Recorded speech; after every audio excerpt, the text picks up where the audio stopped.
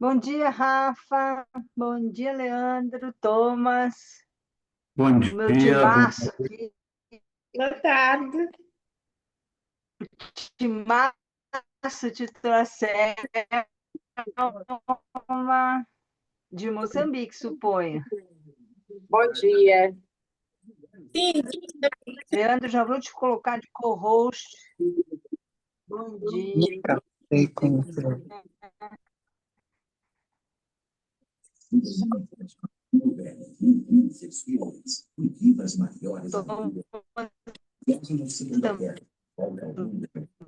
também. Vou ver quantos corros consigo colocar.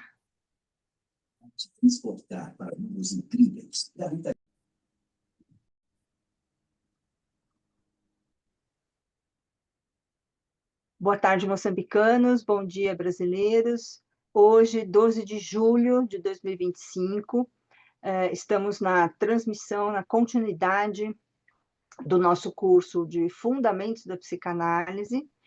E essa transmissão é parte de um grande projeto que se chama Constituição do Campo Psicanalítico de Moçambique, e é uma parceria da Universidade de São Paulo, o Laboratório de Teoria Social, Filosofia e Psicanálise, da Universidade Federal do Sul da Bahia, da Universidade Estadual de Campinas, a Unicamp, o Laboratório de Psicopatologia do Sujeito e Singularidade, LAPSUS, e a Associação Psicanalítica do Vale do Paraíba, que é a APVP. Então, gostaria de dar as boas-vindas. Os oradores de hoje são Leandro Gafo, Thomas Baroni, Rafael Oliveira, que são três psicanalistas excepcionais. Então, desfrutem da... Pode começar. Tudo bem. Começo eu, desta vez. Meu nome é Leandro, sou professor aqui na Universidade Federal do Sul da Bahia, desde 2015. Sou geógrafo de formação inicial, depois fiz filosofia, depois fiz mestrado. Aliás, fiz primeiro mestrado em geografia física, em geomorfologia, depois filosofia e, finalmente, o doutorado em ciências da religião, né? Essas loucuras que a gente faz, não é? E aí, nos últimos 15 anos, acabei me tornando psicanalista, né? Me autorizando como tal, muito mais recentemente, né? E então hoje a gente vai fazer aqui uma incursão sobre alguns conceitos, né? Do Freud, né? Da psicanálise. Eu vou começar então com inconsciente e recalque, né? Depois passo a bola para o pessoal continuar, ok? Eu vou apresentar.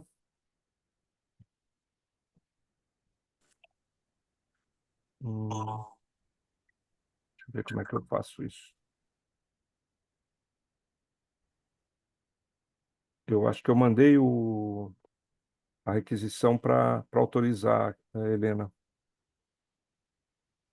que acho que eu não estou como host. Vamos ver se é isso mesmo. Agora acho que vai. Vamos ver. Não, mais uma vez. Vamos tentar. Está permitido, Leandro. É que não está Não indo. tem como ter paz, é possível. Agora foi, peraí.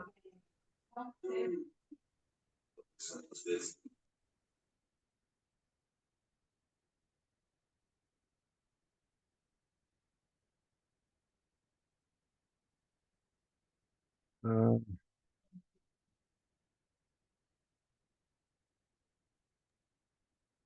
não, espera um pouquinho só, gente. Tranquilo. Enquanto isso, eu vou reforçar o pedido para quem está com número de telefone ou está como Samsung ou etc., que coloque o próprio nome, TechnoSpark, para efeito de certificado. Por gentileza, troque o nome. É fácil trocar o nome com...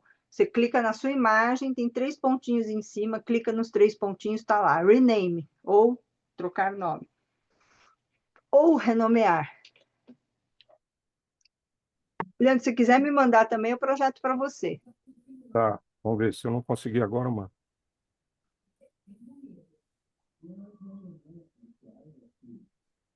Tem que entrar de novo? Não, não esquece. Vou mandar para você, então, peraí. Manda pelo e-mail. É.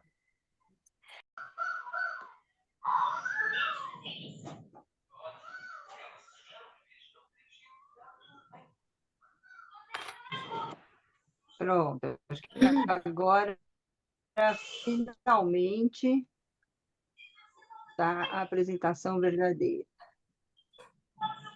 Agora está abrindo de monte, né? Opa! Inácio, sua câmera e microfone estão abertos. Desculpa. A câmera pode deixar, mas o microfone precisa fechar. Sim, sim. Agora vai e está gravando. Opa! Então, aqui, né? Que o Inácio agora fechou. Pronto, vamos lá. Então, tá... não está projetando, Helena. Eu não estou vendo, pelo menos.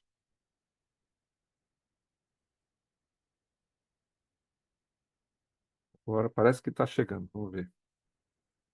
Pronto. Beleza. Pode passar para o próximo.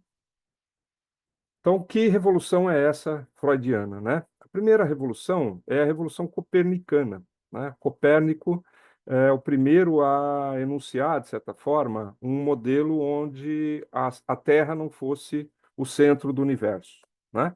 Então, ele vai mostrar um modelo heliocêntrico, né? Que no início vai ser contestado, claro, porque a igreja tinha toda uma questão com isso, né, do homem e da terra serem o centro do universo e tudo, mas depois isso se mostra verdadeiro, né, com o auxílio da física e tudo, né. Então, essa foi a primeira revolução científica, a primeira grande revolução científica. A segunda é quase contemporânea do Freud, né, um pouquinho anterior, que é o Darwin, né, quando o Darwin sai do antropocentrismo e vai para um homem que é produto da natureza, um homem que é o resultado de um processo que ele chama de evolução, né? E a terceira é a do Freud, quando se sai desse modelo positivista, né? De doença, de corpo, né? E se vai para uma ideia de que existe um inconsciente psíquico, né? Essas mudanças foram muito importantes, né? Todas as três, né? Pode passar, Helena. Então, o que vai acontecer? O Freud ele não cria esse conceito de inconsciente, mas ele o incorpora na sua teoria, né? Esse modelo de inconsciente essa ideia de inconsciente já existia, né? Tem raízes lá na filosofia, no início da psicologia, bem antes do Freud, né? Então, Plotino, lá, um dos tradutores do Platão para o latim, né? Já falava em inconsciente, Pascal também, Leibniz também, né? E o Schopenhauer, né? Já beirando o século XIX, aí, né? O século do Freud. Então, tinha aí algumas referências para tratar dessa ideia de inconsciente, mas de formas muito diferentes da que o Freud enuncia, né? Então, Freud reformula, portanto, esse conceito, né? Transforma ele num elemento central da psicanálise. Pode passar. Muito bem. A questão, quando o Freud, lembrando, né, Freud era neurologista, certo? Então, ele estava estudando naquele momento a histeria, né? Ele queria entender como é que aquele processo se manifestava. Havia, como eu disse, toda uma ideia de que tudo era corporal, era um modelo biológico, né, de afecção, de doença, né, de patologia. E o Freud, então, vai fazer um estágio com um médico francês chamado Charcot, né? Num hospital psiquiátrico, e havia aquelas apresentações de pacientes, né, que se fazia naquela época, né? Então, traziam-se os pacientes e fazia ali uma apresentação. No caso do Charcot, ele tratava com o método da hipnose. Então, é muito interessante. Tem até um filme, recomendo assistir, chamado Augustine, né? Que é uma paciente tratada pelo Charcot. Ela tinha toda uma característica de sintomas físicos, né? Então, ela tinha uma mão que ficava travada aqui no peito, por exemplo, né? Mas o Charcot, quando hipnotizava ela, falava: solta a mão. Ela: volta. Aí o Freud olha isso e fala: ué, a coisa não é na mão, né? Não é algo biológico. Tem alguma coisa aí que está por trás disso, né? E aí que ele começa né, a clarear a ideia em torno dessa coisa do inconsciente, né?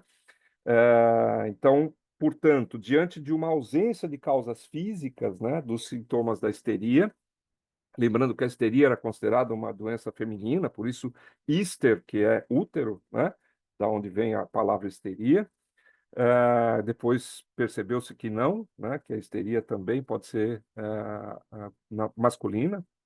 Ah, e há, portanto, pelo Freud, uma postulação da causalidade psíquica. Quer dizer, ele fala: se não é físico, não é uma bactéria, não é né, um verme, não é nada, então é o quê? É algo da psique, né, que se manifesta no corpo. Então, como é que ele mostra isso? Como é que ele demonstra isso? Como é que ele vai passar a estudar isso, né? Com as evidências clínicas, né? Então, ele começa quando ele volta para Viena, aqueles grande número de atendimentos, né? O consultório dele vivia cheio e ele vai colecionando uma série dessas características e dessas evidências, portanto, clínicas, né?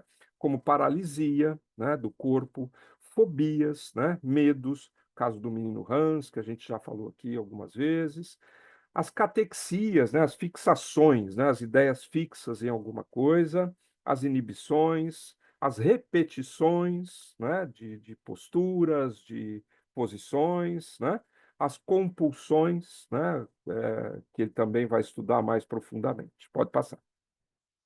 Então, essas evidências clínicas, né, elas são muito importantes, e ele vai criar alguns textos aí em 1915, portanto, já 15 anos depois da inauguração, de certa forma, né, da psicanálise com a interpretação dos sonhos, né, onde ele já dá alguma característica de que, olha, o sonho tem conteúdos aí do resto diurno, que a gente chama, né, tem conteúdos aí que são do dia a dia, mas tem conteúdos que são oníricos, como ele fala, né? Tem conteúdos que vêm de outro lugar. Ele não enuncia isso ainda na forma de inconsciente, mas ele tem ali muita clareza de que esse inconsciente está presente nos sonhos de forma simbólica e torcida, né? De alguma maneira. Mas ele resolve, em 1915, ele acha que vai morrer, de alguma forma. Ele acha que está ficando velho, né? E ele fala: bom, eu preciso explicar o que eu estou fazendo, né? Então ele lança uma série de textos, né? Entre eles As Pulsões e Suas Vicissitudes, né? A Repressão e o Inconsciente, e Lições Introdutórias à Psicanálise. São chamados textos metapsicológicos, né? Onde ele vai, são chamados por ele assim, né? Onde ele vai tentar demonstrar o método, né?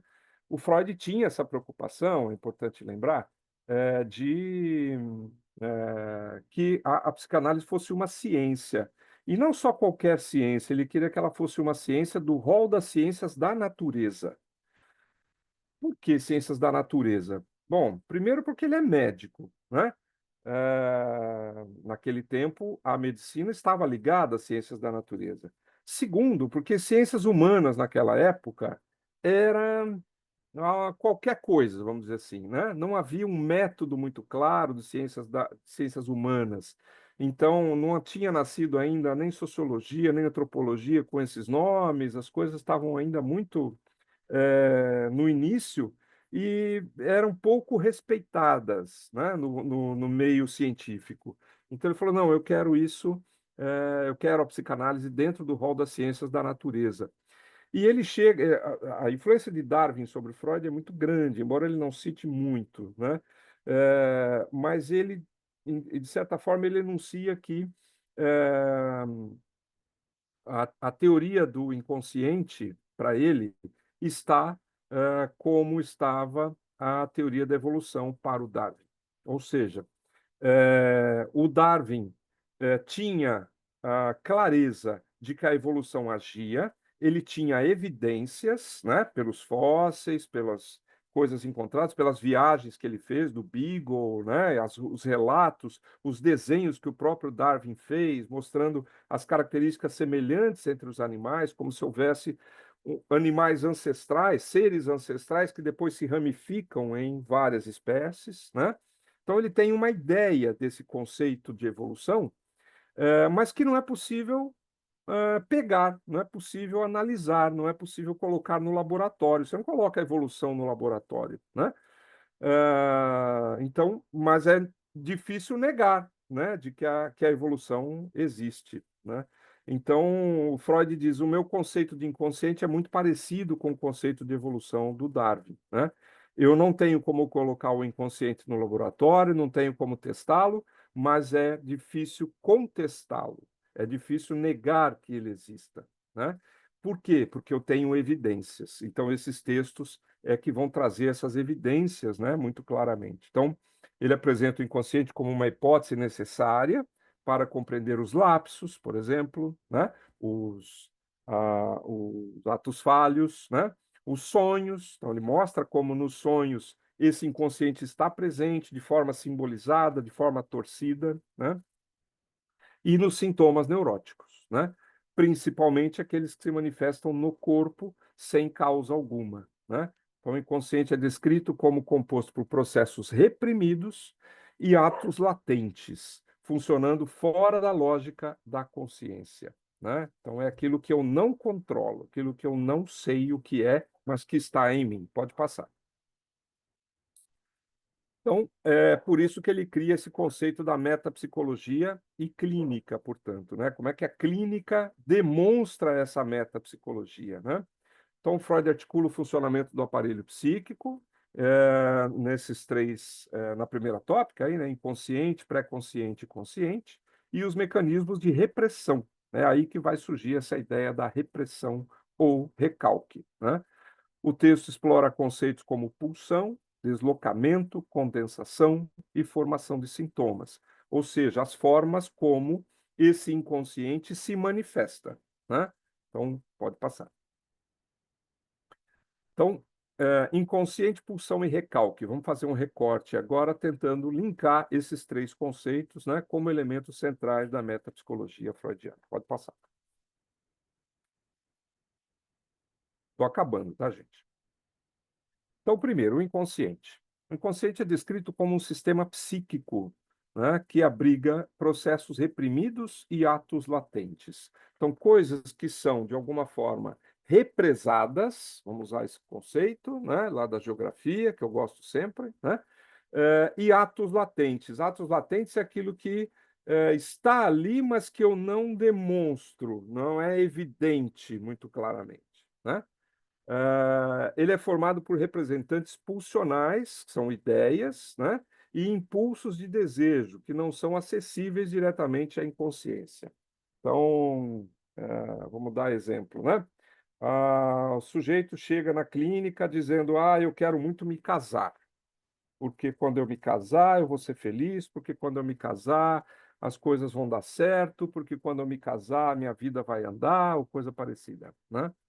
Veja, querer casar é um querer, tem esse nome mesmo, né? É um querer. Mas será que é o próprio desejo, esse querer, né? Ou será que esse querer mascara, esconde, de certa forma, um desejo que é inconsciente? Então, na clínica, a gente vai ouvir esse querer, eu quero me casar, não literalmente, portanto, não da forma consciente. E é aí que está a atividade clínica do psicanalista, né? ele tem que ouvir o que está por trás desse desejo, ou melhor, desse querer, que é um desejo. Pode ser um desejo inconsciente de não ficar sozinho, né? Pode ser um desejo inconsciente de não conseguir lidar com as coisas que ele tem para lidar, né? Como se ele tivesse que dividir tarefas ou coisa parecida. Quer dizer, tem várias coisas aí que podem aparecer e que apontam na direção de um desejo inconsciente. Quer dizer, que se manifesta como? Se manifesta numa ideia, num querer, né? Ah, o Freud considera o inconsciente, portanto, uma hipótese necessária para explicar fenômenos como lapsos, sonhos e sintomas neuróticos, como a gente já trouxe. Pode passar. A pulsão, portanto, é um conceito. Eu não vou destrinchar esse conceito, porque o Rafa vai falar dele daqui a pouco, tá? Então, a pulsão é um conceito limítrofe entre o somático, aquilo que é do corpo, aquilo que é físico, e o psíquico, né? Claro. Oi? Representando uma força que busca, portanto, satisfação, né? Ela possui três aspectos principais, né? A fonte, que é o processo somático, a finalidade, que é a obtenção de satisfação, claro, né? Quero satisfazer essa pulsão, e o objeto, que é aquilo que satisfaz a pulsão, né? Aquilo que, teoricamente, é aquilo que eu quero, né? O Freud divide as pulsões em dois tipos, né? As pulsões de autoconservação, ligadas, portanto, à sobrevivência, né? A alimentação, né? O medo, essas coisas, e a pulsão sexual, que é ligada ao prazer. E as pulsões podem ser, portanto, reprimidas ou redirecionadas, gerando sintomas ou manifestações substitutivas. Ou seja, aquelas pulsões com as quais eu não consigo lidar ou eu não consigo realizar, né? Eu acabo colocando como uma forma. Passou para frente, volta lá. Volta. Foi para outra coisa. Acaba ficando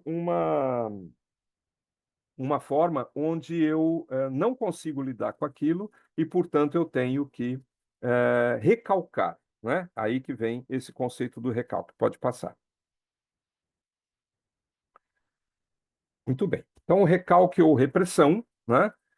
O recalque é um mecanismo de defesa que impede que certas ideias ou representantes pulsionais se tornem conscientes. Quer dizer, eu não consigo trazer aquilo para o consciente porque ou é doloroso demais, ou é impossível de realizar, ou é algo moralmente não aceito. Tem alguma questão com essa vontade, com essa pulsão, né? Portanto, com esse desejo, que eu não consigo lidar. Então, eu acabo recalcando, eu acabo colocando ele de uma forma repressiva, né?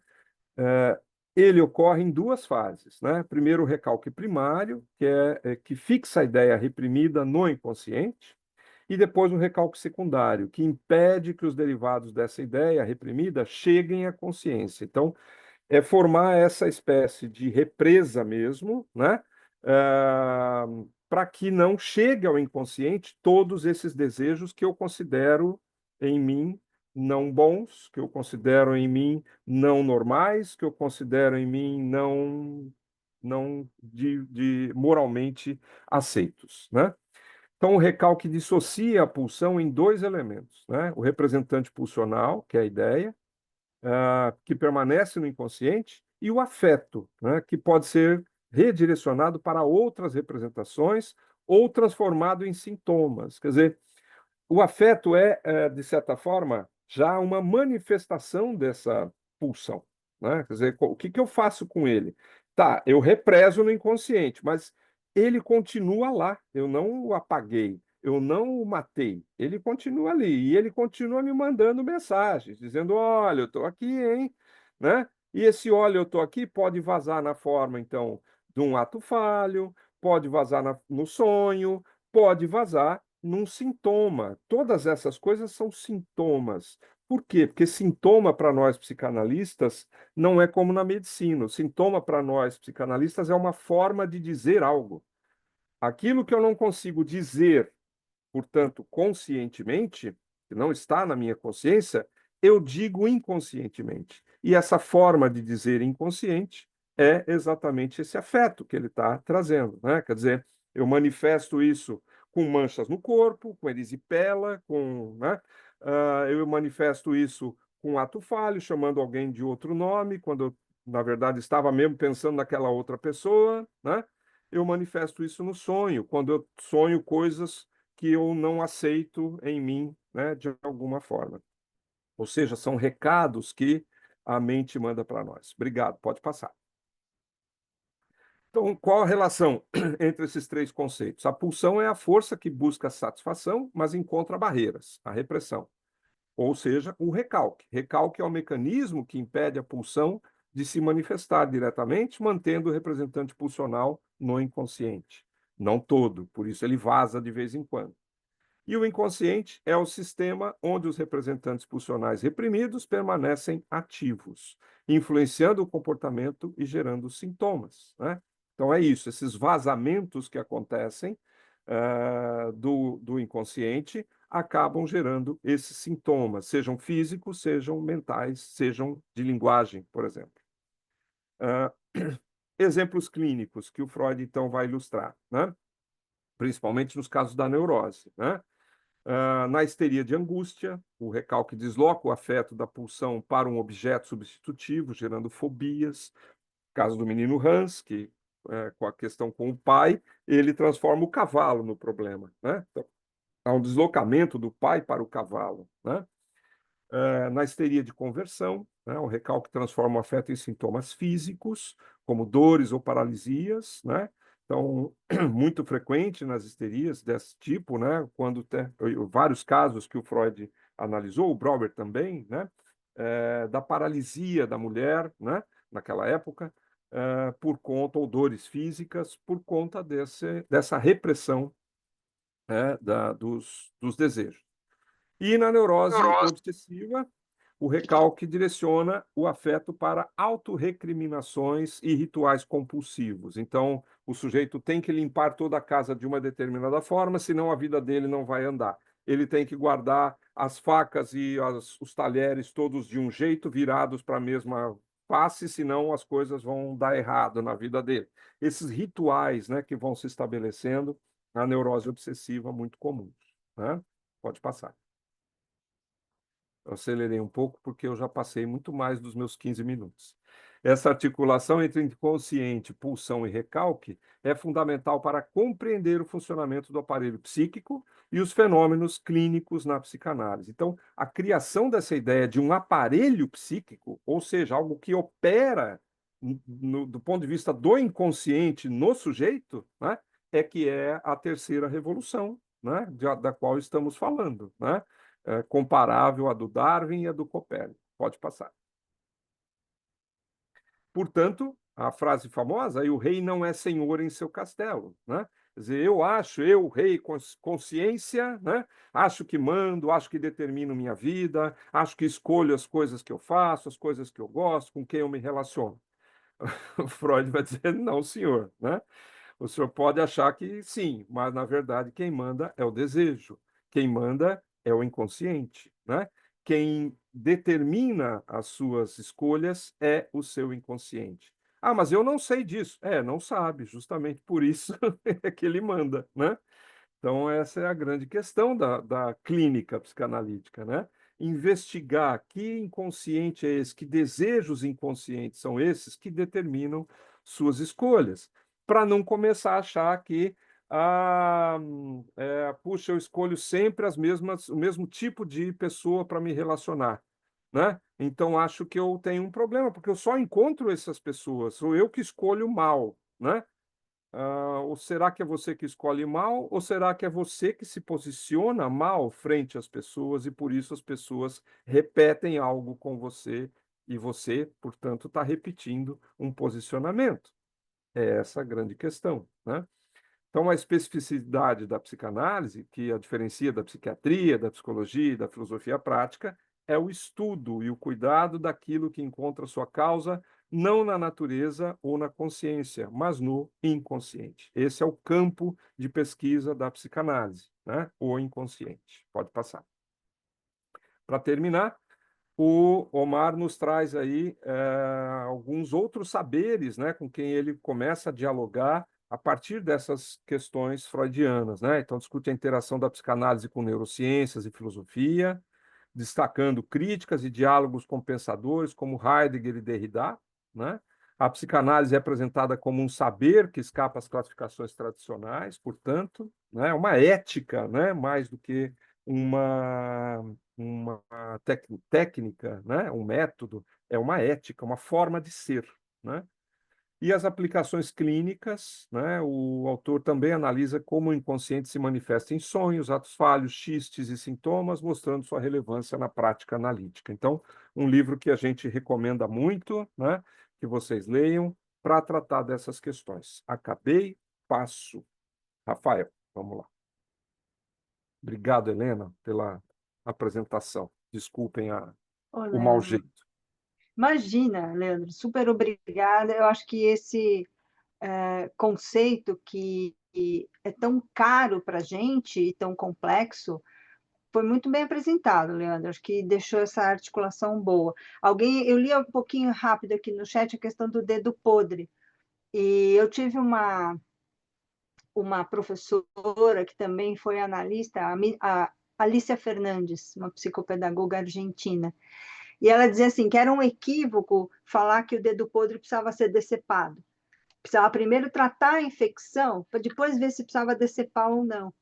E por conta das repetições. Então, acho que essas repetições daquilo no qual a gente não se reconhece são importantes sinalizadores da questão do inconsciente. Mas vamos lá. Quem vem agora é o Rafa? Isso, sou eu. Rafa, então, por favor, apresente-se e a palavra é sua, com tranquilidade. A gente está bem no tempo. Obrigada, Leandro.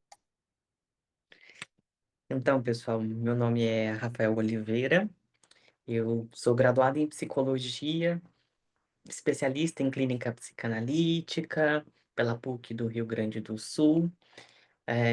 Trabalhei por uma década com crianças, então também com isso eu tenho uma formação em problemas do desenvolvimento pelo Instituto Lídia Coriá de Porto Alegre, e onde eu trabalhei com crianças com problemas no desenvolvimento por uma década. E tenho formação em psicanálise pelo GETEP, do Instituto Sede Sapiente de São Paulo, né? E achei interessante esse tema, né, na hora que apareceu ali, até porque foi uma coisa que foi muito dita quando eu fazia formação.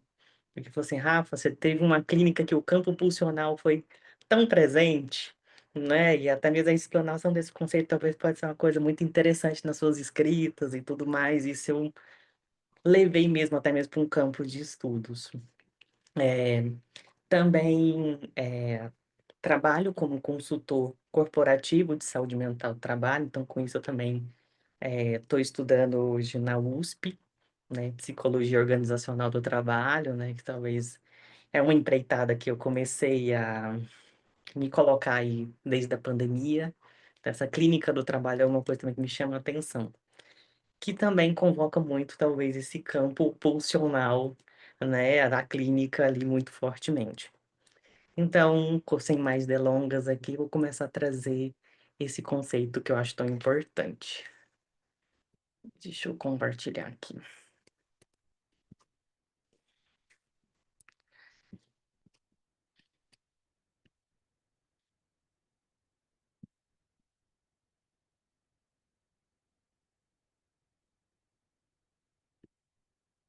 Vamos ver.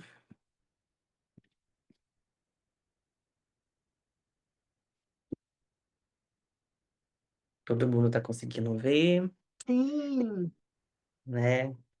E então agora eu vou apresentar para vocês um conceito que, como o Freud chamou, né, o Leandro já trouxe um pouco aí, é a bruxa metapsicológica, né, um dos textos que, né, talvez causa um pouco de necessidade de talvez um rigor maior para a gente estudar. E por que que eu gosto tanto do conceito de pulsão? Ele é um conceito que nos traz uma representação muito singular da psicanálise. É um conceito que a gente vai observando durante a obra inteira do Freud, como esse conceito ele vai se articulando. E isso é muito importante a gente pensar. Por que, principalmente, pessoal? Porque a gente tem algumas traduções, eu estudei nelas, em que muitas dessas traduções foi feita uma tradução errônea para instinct, em alemão, como equivalente à pulsão. E talvez temos que tomar um pouco de cuidado com isso. Porque quando Freud vai usar essa representação conceitual, que seriam as pulsões, ele usa uma palavra muito específica, que é trip. Instinct é uma coisa. Ele pensa até mesmo coisas mais relacionadas a um reflexo, uma coisa muito ligada ao biológico. Então seriam, até mesmo você vai encontrar isso nos textos. Porém, por poética de tradução, algumas pessoas pensando até mesmo em questões políticas frente a essa psicanálise ser um pouco mais científica. Então, na hora da tradução para o inglês, por exemplo, Freud usa palavras como seile para falar de aparelho psíquico, então então as pessoas não começaram a gostar muito de falar de alma, parece muito pouco científico. Então, no Brasil chegou essas traduções e que talvez seja uma coisa que a gente tem que ter que fazer um exercício em muitas traduções, que é isso, trocar palavras às vezes instinto por pulsão, porque naquele momento específico não equivale. E talvez por isso que eu gosto sempre de começar com esse rigor, falando de tradução, porque às vezes pega muito, gente. Porque principalmente quando a gente vai estudar um Freud, que ele vai construindo uma teoria durante toda uma vida, a gente se atentar a essas particularidades é muito importante para um real estudo da teoria da psicanalítica.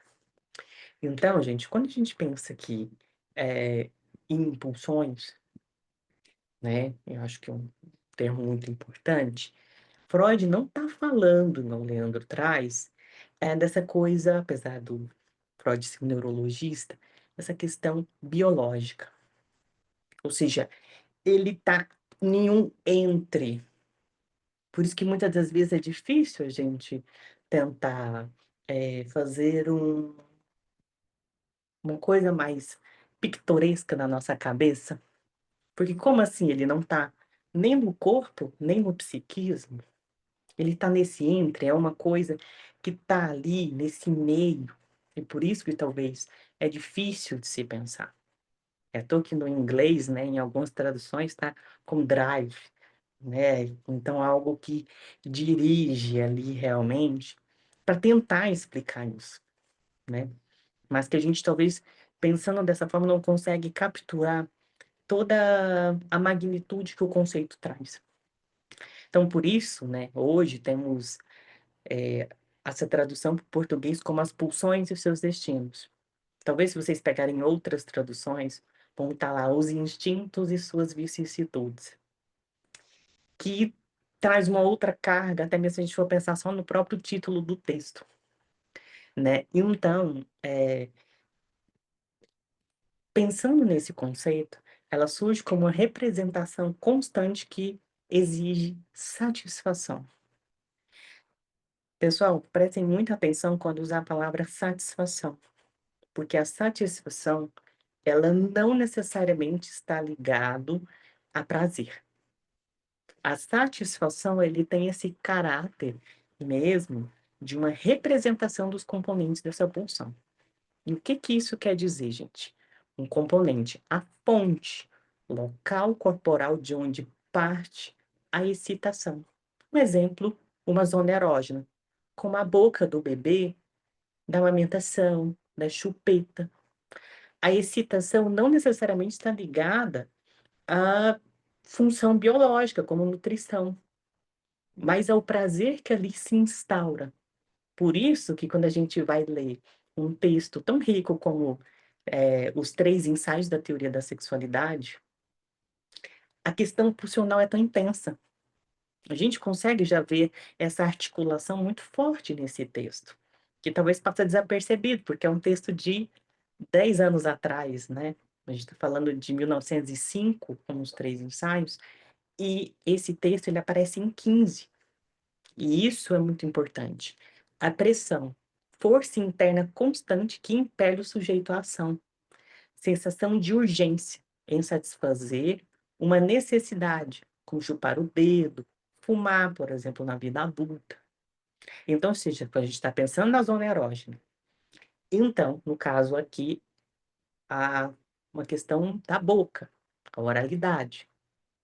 Então, ou seja, a pressão da pulsão não desaparece, apenas se desloca ou se transforma. Por exemplo, as compulsões.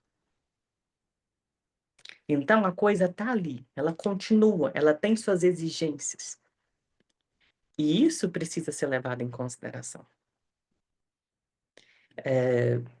Eu vou minimizar minha imagem aqui, porque está atrapalhando um pouco eu a mostrar para vocês essa tabela.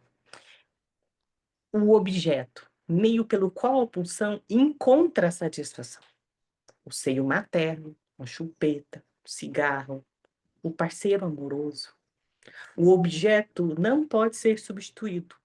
O importante é que ele possui uma satisfação parcial. E isso talvez é uma coisa muito importante quando a gente está pensando em pulsões, pessoal. Essa parcialidade, ela tem esse caráter. Ela não consegue nos satisfazer nessa completude. E isso é uma característica muito importante para a gente pensar, né, como nos textos antigos estava, né, vicissitudes. Eu não gosto tanto desse termo, porque parece uma errância. E os destinos, eu acho que ficou bem mais adequado quando a gente pensa nisso, né? Por que isso? Porque esse objeto, gente, ele tem essa característica. Igual isso, quando eu falo que estou com fome, não é qualquer comida. Às vezes é o bolo da minha avó que ela faz de milho com café que acabou de se fazer, assim, assim, assado, na xícara tal, no prato de Marinex. Você entende todas as complexidades.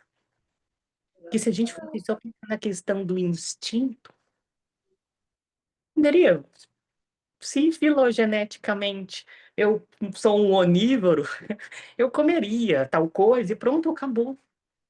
E talvez por isso que é importante a gente pensar nessas características, e a clínica psicanalítica, ela respeita muito isso, quando isso aparece no discurso. Porque não é à toa quando eu falo que estou com vontade de comer o bolo de milho da minha avó, nananana, aquilo tem tudo uma representação. E isso tem que ser levado em consideração. Por isso que a gente não vai, talvez, em uma análise, falar, não, mas você pode comer o daquela confeitaria XYZ. Isso não faz sentido durante uma análise. Mas que sim, o que talvez isso representa para você, né? E a meta? Satisfação da pulsão, mesmo que parcial. Pensem nisso, gente. Ela sempre vai ter essa característica. Sucção, orgasmo, liberação de tensão, alívio. A meta não é necessariamente o prazer total, mas uma forma de reduzir essa tensão. Eu acho que prestem também, acho que muita atenção nessa outra característica, gente, por isso que eu falei que é um tema que a gente tem que ir com cuidado, que a gente tem que ir com calma, porque é isso. Tensão. As pulsões têm essa característica de tentar lidar com essa tensão. Porque pense, em excitação demais, excitação de menos, também é algo que a gente leva em consideração na clínica. E como que as pulsões nesse intercâmbio que acontece, essas negociações frente à realidade e o psiquismo e esse corpo, ela entrelaça toda uma vida de alguém, né? Então, por isso que se cria certa emergência em algumas coisas. Porque existe uma necessidade de redução de tensão. Então, por isso que quando a gente está pensando num paciente, por exemplo, adicto, por exemplo, tem uma característica muito específica, o uso da droga, mas que podemos ir também para coisas mais banais, como a sucção, por exemplo, do bebê. Porque o bebê também ele não vai ter uma necessidade do seio materno puramente, por exemplo, para encher a barriguinha porque ele está com fome. Mas todas as outras coisas que rondam ali, o cheiro, né, dessa figura parental que o cuida, do carinho, a voz, a temperatura. E talvez um teórico que vai lindamente pensar em todas as representações que circundam isso é o Winnicott, quando ele escreve um livro lindo e maravilhoso para mim, chama As Mães de Seus Bebês, né? Que tenho lá minhas particularidades frentes, até mesmo lendo alguns textos como da Vera Iaconelli, com a teoria dele, mas que ele vai colocar muito esse registro de como algumas coisas muito importantes vão acontecer nessa relação entre a figura parental e o bebê.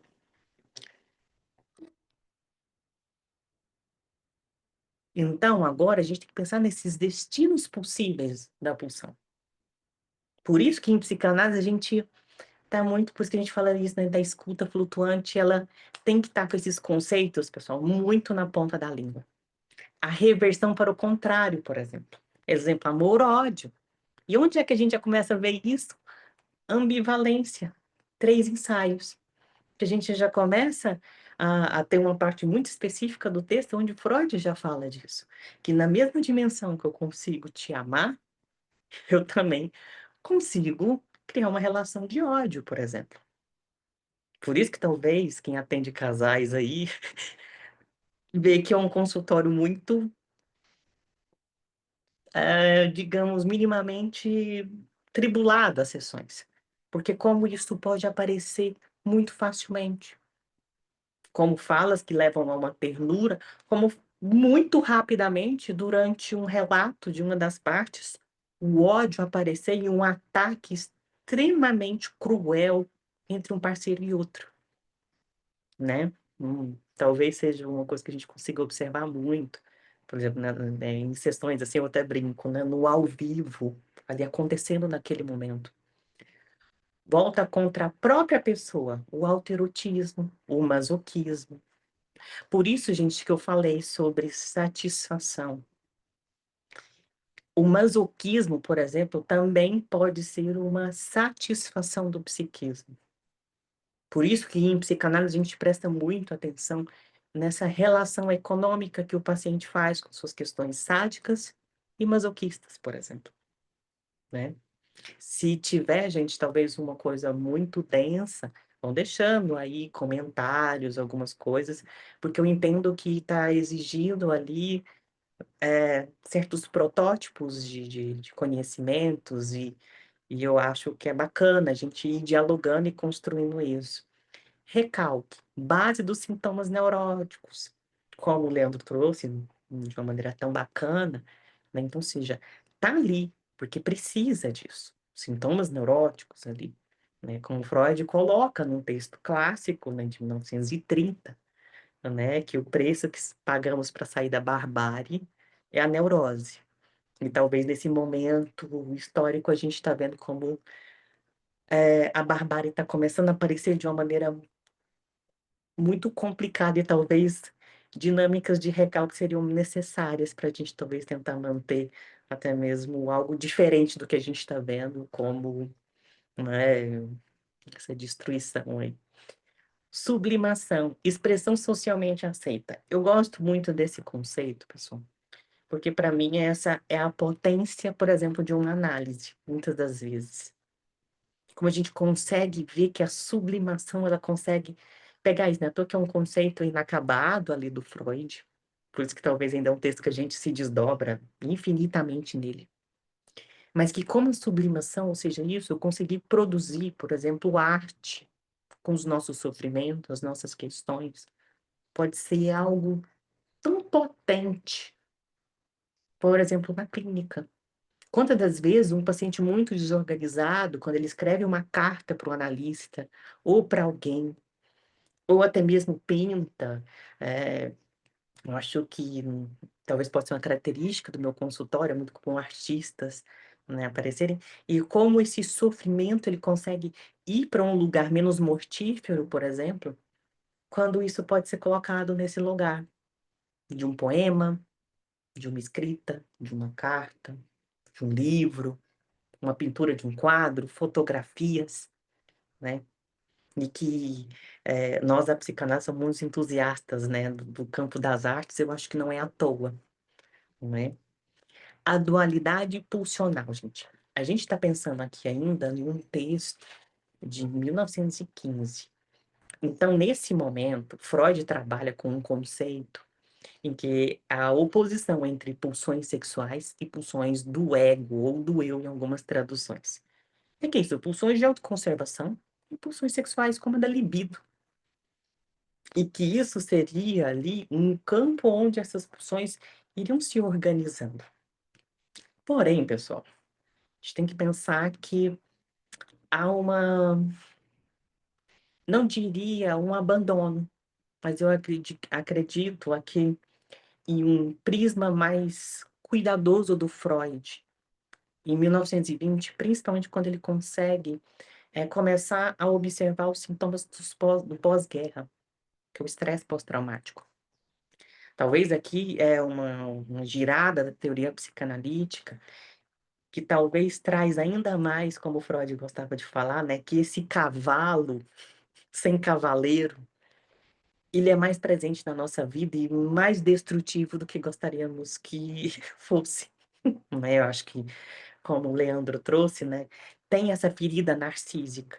E principalmente, eu acho que talvez sintomaticamente a gente tem dificuldade com o conceito de pulsão, porque ele abandona muito facilmente uma racionalização da vida.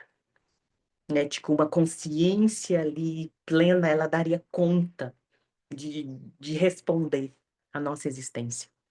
Então, seja, começa a ter sim, uma crise no modelo de princípio do Brasil. Isso é muito importante a gente pensar. Por isso que eu acho essa escolha, né, além do princípio do Brasil. Não vou me arriscar a falar o texto em alemão aqui, posso errar, mas que é muito importante. Por quê, gente?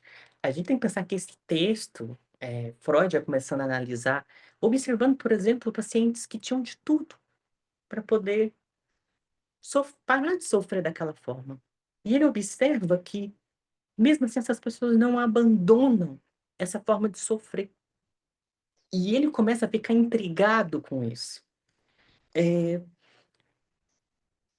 Ele não entendia por que que a pessoa, por exemplo, que saiu do contexto de guerra, continuava, por exemplo, a ter sonhos recorrentes sobre o campo de batalha, e que sofriam, e que não conseguiam sair daquela repetição, que é uma outra palavra muito importante para a gente pensar a questão, por exemplo, dos traumas de guerra.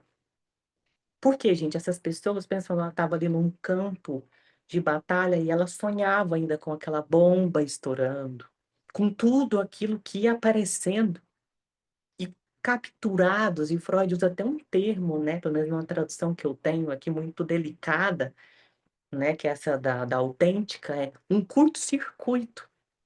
Então, ou seja, o paciente perde recursos, ele não tem recursos para sair desse curto-circuito do excesso que foi essa experiência, gente. E a pessoa não consegue sair. E por isso que é muito importante na clínica psicanalítica a gente estar atento às repetições, porque as repetições elas estão falando ali de uma característica fundamental do campo pulsional. Então, por isso que na clínica, às vezes, é isso, né? Eu até brinco aquele texto, né? Recordar, repetir, elaborar. Eu até brinco, né? Que é recordar, repetir, repetir, repetir, repetir, repetir, repetir, repetir. Aí depois, uma hora, talvez a gente consegue elaborar. Quando a gente consegue ter mais recursos para poder se desvencilhar disso, para se conectar com outras coisas. E que talvez é uma coisa muito importante.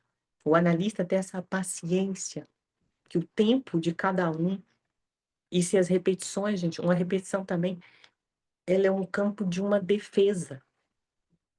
Não é à toa que eu acho que Freud começa a ler muito filosofia oriental, e talvez esse ano a gente está mesmo estudando muito isso, né, diferentes culturas, mas ele chama isso até mesmo de princípio de nirvana.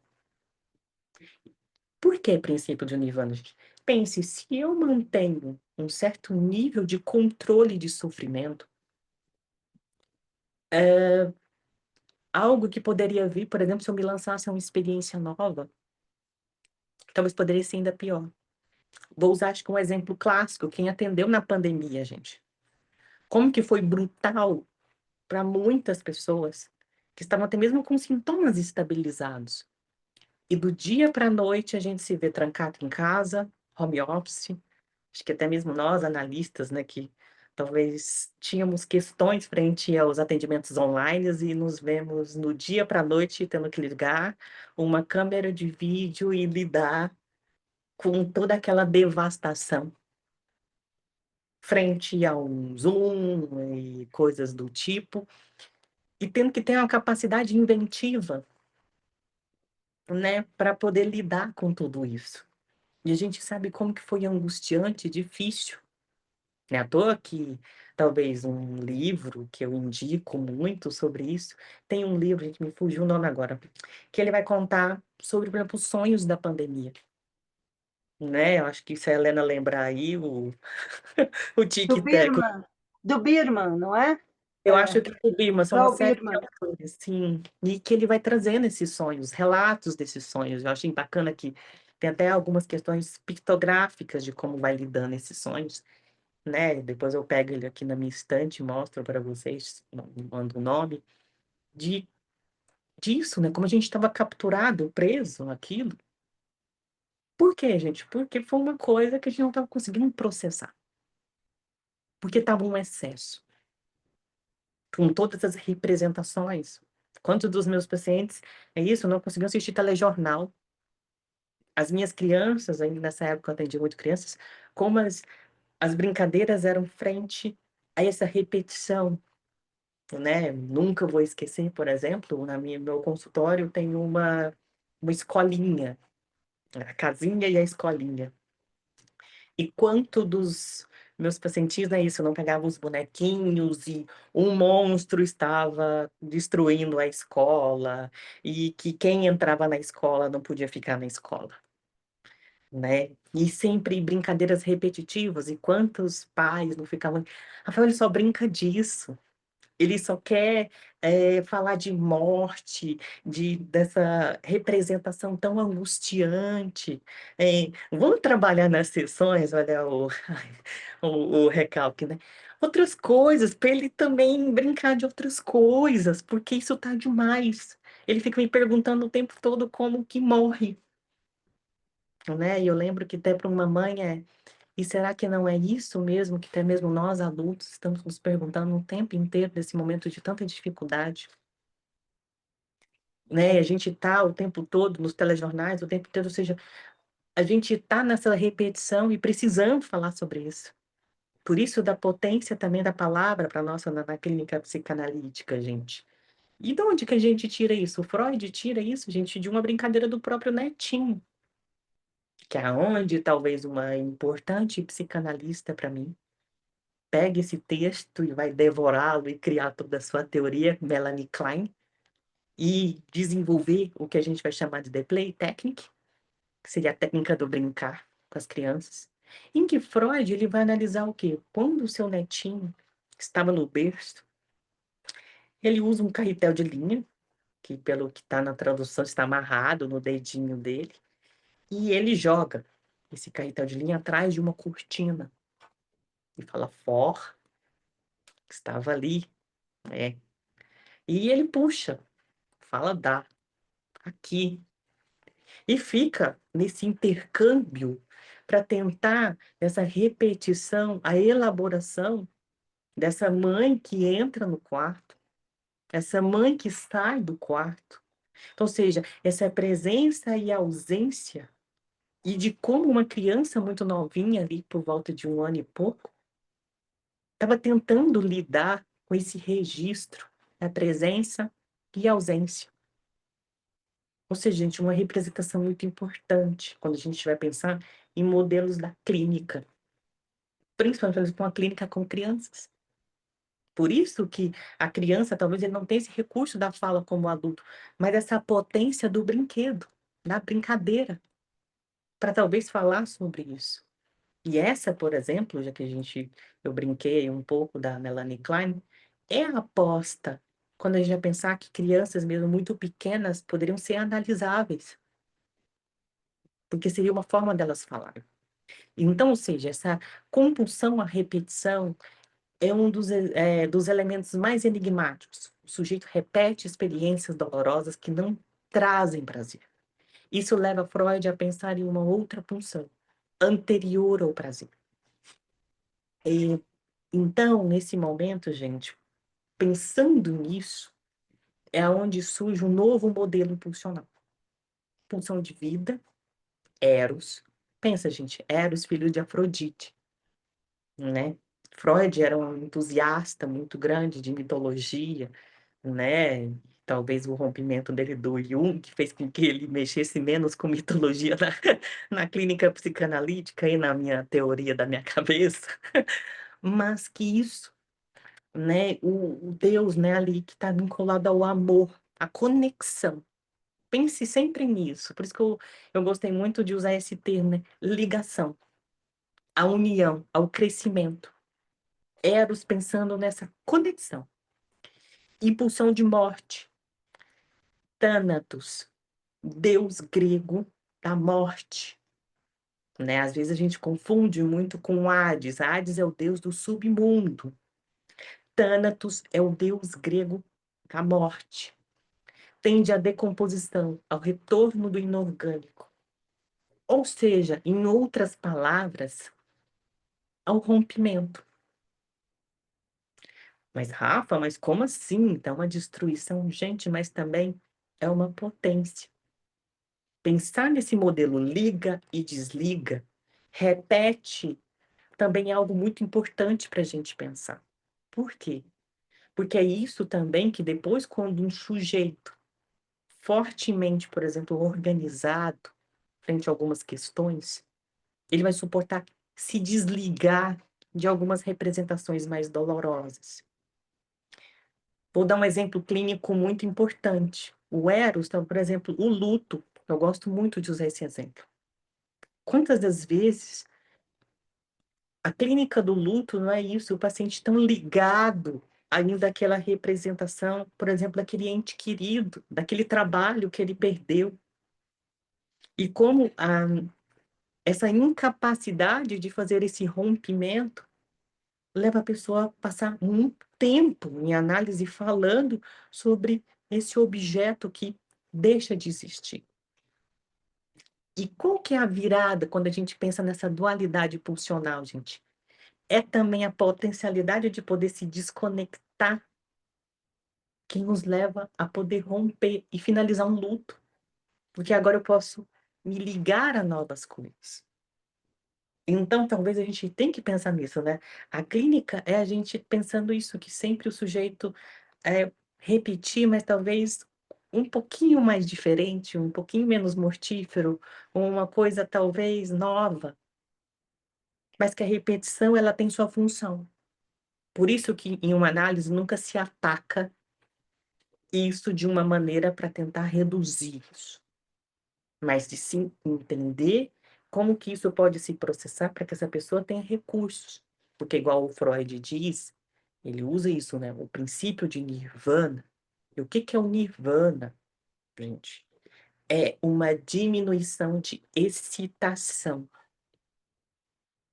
Então, seja uma pessoa ali, para os hinduístas, que estariam iluminada, ela estaria mais conectada com um rebaixamento pulsional. Então, se a gente vai pensar na teoria das pulsões, as exigências vão o quê? Aumentar essa tensão. E quando tudo vai se organizando, diminui. Então, seja, tem essas oscilações. Porém, quando a gente está, às vezes, com muito poucos recursos ou pacientes muito frágeis, talvez essas oscilações são muito intensas. E que talvez a repetição, ela tenta dar uma calibrada nisso, para que a pessoa talvez consiga suportar algumas representações dolorosas de dificuldades de uma metabolização desse excesso, né? Eu acho que eu falei demais, mas que seria isso que eu gostaria de trazer para vocês. Eu sei que é um tema talvez um pouco mais complexo e tal e tudo mais, mas qualquer dúvida é só falar comigo. Que isso, Rafa. Rafa, obrigada pela transmissão. Acho que a gente nunca se cansa de te escutar. É sempre envolvente. Alguém já escreveu no chat, eu super concordo, assim, emocionante. Então, e um exercício que eu aplico que é assim, a diferença na repetição. Então, você já deu tanta aula de psicose e etc, etc, e tem alguma coisa de muito vivido, muito experienciado. Então, super agradeço a sua disposição e a sua transmissão ali elogiadíssima no chat. E agora passo a palavra ao Thomas. Thomas, por gentileza. O Thomas ele está numa cidade aqui do interior de São Paulo chamada São José dos Campos. O Rafa está em Goiânia e o Leandro está no sul da Bahia. Então, assim, alguma coisa boa da internet, dessa capilaridade, muita gente de Moçambique, a querida Zulfa, que chegou, não sei se ela está em Lisboa ou está em Moçambique também, nossa madrinha da COPSIMO, da Comunidade Psicanalítica de Moçambique. Então, a gente tem. Se não dá para compartilhar o bolo de milho com café, que eu fiquei aguada, como a gente diz aqui, pelo menos dá para ver essa, esse, essa capilarização aí da psicanálise. Thomas, a palavra é sua, por favor, apresente-se, vamos lá. Bom dia a todos. Todos me ouvem bem? Tudo bem? Então, um bom dia a todos. Só corrigindo, Helena, eu não estou em São José, Helena, eu estou em Taubaté, um pouquinho mais para dentro. A associação fica em São José, mas eu estou em Taubaté. Bom, gente, falar depois do Rafa com essa emoção toda é difícil, né? É uma coisa difícil, né? Primeiro o Leandro abre um primeiro slide ali com uma aurora boreal. Aí, de repente, o Rafa vem com toda essa sensibilidade. Gente, é difícil falar depois disso, fica difícil. É, Bom dia a todos, boa tarde, moçambicanos. É, Meu nome é Thomas, eu sou de formação físico, então eu fiz física na minha formação, estava no meio de um mestrado em cosmologia, com metade da dissertação pronta, com todos os créditos cumpridos, tive um surto, uns 5 minutos, joguei tudo para o alto e fui estudar psicanálise, né? Então, foi mais ou menos isso que aconteceu, né? Nunca abandonei a física e nunca abandonei a astronomia, a astrofísica, mas fui me apaixonando cada vez mais pela psicanálise. Já há 15 anos eu estou dentro desse, desse, desse universo que é tão apaixonante, né? E que é tão gratificante para nós, com todos os percalços e todas as dificuldades, né? Trabalhei muitos anos como professor de física em universidade, e aí fui deixando, hoje me dedicando cada vez mais à psicanálise. Trabalho aqui, aí sim, em São José dos Campos, com na Associação Psicanalítica do Vale do Paraíba, a PVP. A gente trabalha lá com divulgação, com transmissão, com formação também, né? E estou aqui para tentar trazer um pouquinho para vocês, depois dessa fala tão bonita que foi a do Rafael e essa coisa tão consistente que foi a do Leandro. Eu vou tentar trazer um pouquinho do conceito, de um dos conceitos que, para mim, eu tenho duas coisas na psicanálise, dois pontos da psicanálise que são minhas paixões. Quem me conhece sabe, são os sonhos, a interpretação de sonhos, né? Até na hora que eles falaram, né, que o Rafael comentou, que a Helena falou, eu ia falar do livro do Dunker, mas daí a Helena já escreveu lá no chat, né, que tem o livro do Dunker, dos Sonhos Confinados, né, que é fantástico. Então, uma das coisas é a interpretação dos sonhos, e a outra é narcisismo. O narcisismo é algo que eu me debruço bastante, que eu estudo bastante. Então, foi uma luta conseguir enxugar para trazer aqui e colocar de uma forma rápida para a gente poder trabalhar dentro do nosso tempo. E também tentar passar para vocês um pouco dessa percepção do Freud, que é algo tão forte nos dias atuais, principalmente por conta de de um coloquialismo, né? Em física a gente trabalha muito com isso, existem alguns conceitos físicos que, a hora que eles vão para o cotidiano, eles acabam caindo no senso comum e acabam sendo pervertidos. Acontece a mesma coisa com alguns conceitos psicanalíticos, né? Eles vão para o senso comum e aí, na grande massa, eles são pervertidos. E o narcisismo é isso, o narcisismo está muito relacionado com isso. Porque quando a gente fala hoje em narcisismo, em narcisista, a gente está falando no senso comum, no coloquial, de pessoas vaidosas, de pessoas extremamente egoístas, pessoas que ficam lá na academia se olhando no espelho. E o que o Freud nos traz não é isso, né? O conceito do narcisismo dentro da psicanálise, o conceito do narcisismo dentro da nossa perspectiva psicanalítica, ele está muito mais relacionado com o eu, com os cuidados e com as ações sobre o eu, com a sua relação consigo mesmo, seja ela como ela seja, né? Então, no momento em que cada um de nós hoje acordou, foi tomar um banho, foi se arrumar para parecer bonito aqui na tela, isso tem algo de narcísico. No momento que cada um de nós foi tomar um café da manhã para poder não sentir fome, para poder se restabelecer, tem algo de narcísico. No momento em que cada um de nós de certa forma, vai a um cinema porque quer assistir um filme, tem algo de narciso. Então, todas as vezes que nós interagimos conosco mesmo, tem algo de narciso. Ainda que seja naqueles momentos que a gente quer se bater, ainda que seja naqueles momentos que a gente quer se fazer mal, tem algo de narciso. Né? Também não é só o lado bom da coisa, no sentido de nos agradar, mas toda relação nossa conosco mesmo para Freud, está no campo do narcisismo. Né? Então, é um narcisismo que vai mover, que vai girar algumas engrenagens do psiquismo. É um narcisismo que vai fazer com que algumas funções psíquicas, algumas questões aí do nosso desenvolvimento aconteçam. E aí eu vou pegar o gancho lá do Rafa, quando ele fala da pulsão quanto necessitando de um objeto.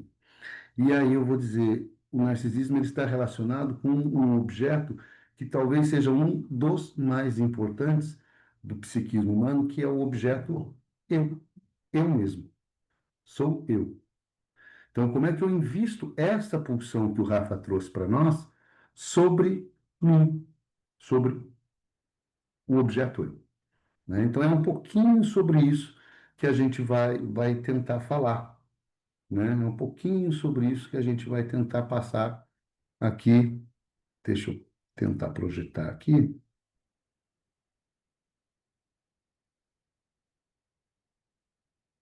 Vamos lá. Agora vai. Foi. Tá dando para ver aí, gente? Tá dando para ver? Então, quando a gente está trabalhando, né, com esse conceito, como disse o Rafa, o Freud ia buscar muito, de repente, talvez. Gostei desse lugar, né? Talvez a briga com o Jung fez ele começar a ficar mais cuidadoso, mas é uma possibilidade, né? Mas o Freud ele vai buscar no mito grego de Narciso. Qual é, né? Quem, eu não sei se vocês conhecem o mito grego, então, em palavras bem rápidas, né? De forma bem rápida, o mito grego ele traz essa ideia de um jovem, filho de uma ninfa com um rio, com um deus, né, de um rio, e esse menino ele era muito bonito, ele era extremamente bonito. E os deuses vaticinam que ele não podia se ver, que ele não pudesse nunca se ver. E ele era perseguido por todas as ninfas, ele era perseguido por todas as mulheres devido à sua beleza. E um belo dia ele chega na beira de um lago, vai tomar água na beira do lago e vê sua imagem refletida na superfície do lago. E se apaixona por essa imagem. Algumas versões do mito vão dizer que ele vai ficar ali se olhando e definhando, e definhando, e definhando até morrer. Outras versões do mito vão dizer que ele mergulha. Para tentar pegar a imagem, se afoga e morre. De qualquer forma, a ideia central é, ao se ver, ao se identificar, ao encontrar-se com a sua imagem, ele tem um movimento de apaixonamento. Essa seria a ideia central. Aí tem a questão da eco, que é uma outra ninfa, tem outras questões, mas para nós aqui, essa seria o ponto principal. Então, ele vai tentar se apaixonar por si mesmo. E aí o Freud vai falar para nós, em 1914, o seguinte: como acontece com o Narciso, nós também nascemos sem nos enxergar, sem nos ver, sem saber quem somos nós. Para nós hoje é muito tranquilo, é muito comum sabermos quem somos nós, é muito comum sabermos. Eu sou o Thomas, eu me conheço, eu sei que eu uso óculos, né? De vez em quando eu passo a mão aqui, porque eu vejo meu cabelo. Cara. Se eu fechar meus olhos e pensar em mim, eu vou ter uma imagem de mim, mas isso não é natural, isso não é algo nato.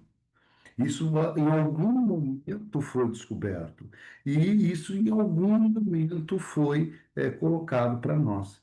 Então, o Freud vai trazer em 1914, num texto chamado Introdução ao Narcisismo, que é inclusive a base do que a gente vai falar aqui hoje um pouquinho, ele fala assim: posso ressaltar que estamos destinados a supor que uma unidade comparável ao ego, ou seja, ao eu, não pode existir no indivíduo desde o começo. Então, ele está pensando o seguinte: olha, a criança, quando ela nasce, ela não sabe que ela é uma criança, ela não sabe que o nome dela é Joãozinho, ela não sabe que ela tem duas perninhas, dois bracinhos, um tronquinho, e ela não sabe que, de repente, ela põe um dedo na boca, ela não consegue entender que existe um braço que leva uma mão, que leva um dedo, que vai para a boca. Ela só sente algo na boca, dedo, ela não tem essa percepção, né?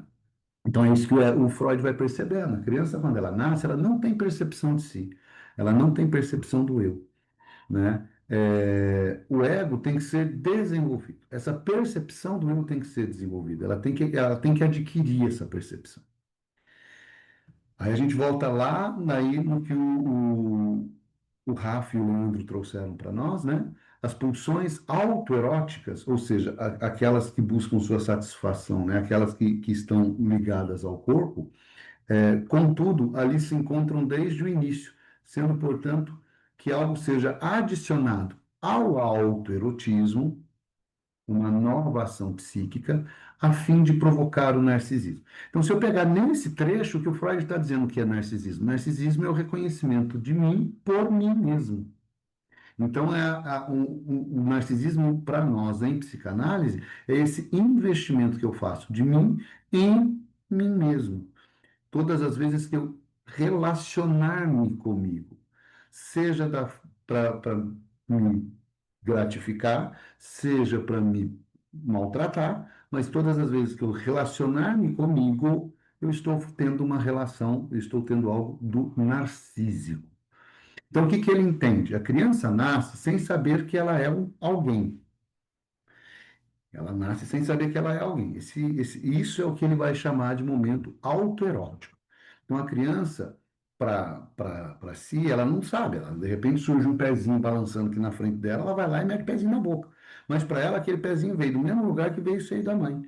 Vem do mesmo lugar que veio a voz do tio que está lá na cozinha conversando. Ela não tem noção de quem é ela, de quem não é ela. Não existe essa noção. Conforme a criança vai se desenvolvendo e conforme vão sendo feitos os cuidados higiênicos, os cuidados carinhosos, os cuidados de autopreservação, alimentação, conforme ela vai sentindo o toque da mão da mãe, conforme ela vai sentindo a erogenização de algumas regiões do corpo, conforme ela vai se dando conta de tudo isso, ela vai percebendo, opa, parece que tem um negócio aqui que é diferente do outro negócio ali, parece que tem alguma coisa aqui que é meio estranha, que é meio fora. E nesse processo de se perceber, né? é, que a gente vai começando a falar, opa, parece que eu sou alguém. E aí a criança vai começando a ter noção da sua unidade. No texto de 1914, o Freud vai dizer assim: há um ato psíquico da emergência do eu. Ponto final. Depois, lá na frente, o Lacan vai esmiuçar mais isso, mas isso é um assunto para outro momento. Para nós aqui, É importante a gente perceber o seguinte: há um momento em que a criança que não se entendia alguém passa a se entender alguém. Neste momento, a gente tem a passagem do autoerotismo, que é esse lugar do não me conheço como alguém, embora eu exista, para um lugar de eu sou alguém. Eu sou o Joãozinho, a Mariazinha, o Joaquim, né? O Guinho, o Zezinho, o Luizinho, o Pato Donald. Então eu sou alguém, né? E esse alguém passa agora a ser algo da ordem narcísica. No texto em si, e em muitos pontos da obra, o Freud não vai fazer grandes distinções entre os dois conceitos, né? Então, existem alguns textos em que o Freud, inclusive, mistura o conceito de autoerotismo com o conceito de narcisismo, às vezes ele faz uma mistura. Mas, para efeito de entendimento, é interessante a gente tentar pautar nessa diferença. Há um momento em que a criança não sabe quem ela é, há um momento em que ela passa a saber. E aí, esse momento que ela passa a saber, ela introjeta, ela cria na sua percepção, na sua memória, no seu inconsciente, como trouxe o Leandro, uma representação, que é aquela representação de pulsão que o Rafa acabou de trazer para nós, uma representação do eu. A partir de agora, eu existo para mim mesmo. Eu existia para os outros, a partir de agora eu existo para mim. E é esse lugar que começa a ser agora objeto de investimento pulsional. Agora de uma forma mais direcionada e não de uma forma aleatória. Então, há a passagem, né, do alterotismo para o eu, e aí essa passagem, segundo um autor chamado Oscar Migueles, ele vai dizer o seguinte: é o encontro do olhar totalizador da mãe, ou seja, desses cuidados, dessa amamentação, dessa erogenização, dessa higienização, né, que um eu pode ser estruturado.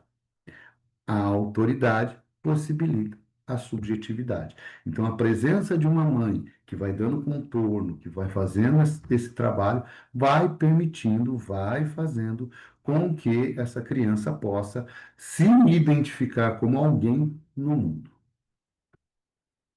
E aí, em cima disso, né, a Ana Sur vai dizer para nós: é fato que sem acolhimento humano não há chance para nós. Então, quem vai me dizer que eu sou eu? Quem vai me dizer que eu sou eu é um outro alguém. Tem que existir um humano para nomear outro humano, né? Se eu não me engano, é o Winnicott que vai dizer que o bebê humano não existe sem a mãe, né? Onde existe um bebê, existe uma mãe. Por quê? Porque nós, ao contrário da grande maioria dos animais, se nós nascermos e não formos cuidados, nós não sobrevivemos. Então a tartaruguinha sai do ovo e já vai lá para a aguinha. O cavalinho cai da égua e já sai trotando, né? Nós não. Ao contrário de muitos animais que a gente tem ao nosso derredor na natureza, nós precisamos do cuidado.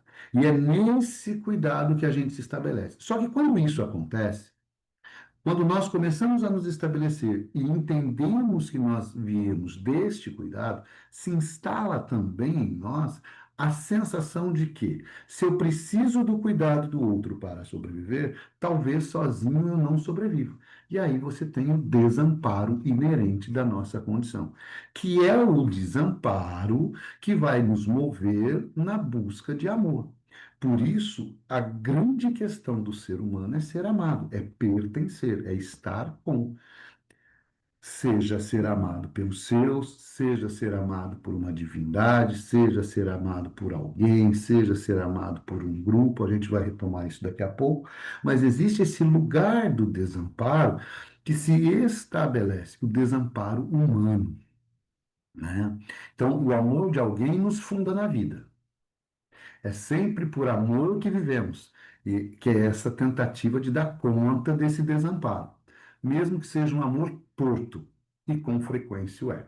Então é nesse lugar que nós começamos a nos estabelecer, nós começamos a nos perceber contra os seres narcísicos. E aí a gente vai se perceber, só que vai acontecer o quê? Nesse momento, que a gente começa a se perceber, a gente tem ali, tá ali bem bebezinho, então o mundo está girando ao nosso redor. Todo mundo que chega olha para nós, ai, que lindinho, né? Ninguém vê a mãe. A mãe estava estrupiada, destruída de não conseguir dormir a noite inteira, descabelada, né? Tentando se manter plana, né? Mas ninguém olha para ela.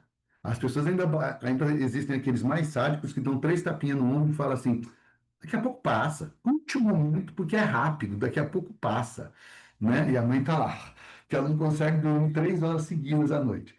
Aí todo mundo vai para a criança, todo mundo olha para a criança, todo mundo agrada a criança, todo mundo abraça a criança. Então o que que acontece? Opa, todas as pulsões, tudo que é despertado na criança volta para ela mesma. Tudo que é despertado nesse bebê volta para ele mesmo. Então, ele vai entrar num processo que a gente chama de narcisismo primário. É um momento em que ele entende que o mundo existe, tá ok, eu não sou o mundo, existe um mundo ao meu redor, mas não existe para mim. O mundo existe todinho. Sabe aquela frase, me perdoem os religiosos, não sou dono do mundo, mas sou filho do dono? É, narcisismo primário, mas existe para mim, né? Então, tudo que existe ao meu redor, tudo que tem ao meu redor, é para mim. Então, eu vou trabalhar na perspectiva de que, primeiro eu, segundo eu, terceiro eu, e aí o que sobrar vai para os outros. Eu estou em processo de narcisismo primário. Eu estou embotado em mim mesmo. Só existe a minha realidade. Só existe a minha percepção de mundo. Só existo eu. É justamente neste lugar que Freud vai colocar a psicose. E é justamente pela psicose, ou seja, por esse lugar, que Freud entra no conceito de narcisismo. Se alguém for ler o texto de 1914, né, um pouquinho de história, se alguém for ver o texto de 1914, vai ver que o texto é escrito como uma resposta ao Jung, quando Jung fala que não conseguia ver a sexualidade da libido na psicose.